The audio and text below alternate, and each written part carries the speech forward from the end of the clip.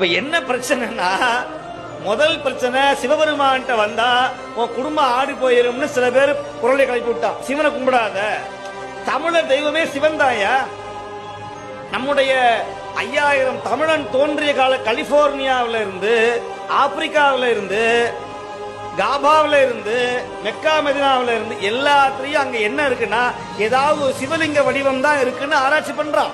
சிவலிங்கம்னா ஏதோ ஒரு இந்து மதத்துக்கு மட்டும் சமயம் நினைக்கப்படாது. சிவலிங்கம் அப்படிங்கிறது எல்லா மதத்துக்கும் பொதுவானது. நம்ம உடம்பே சிவலிங்கம் தான். நம்ம ஆன்மாவுடைய வடிவம் சிவலிங்கம். இது யாராவது புரியுதா? இல்ல.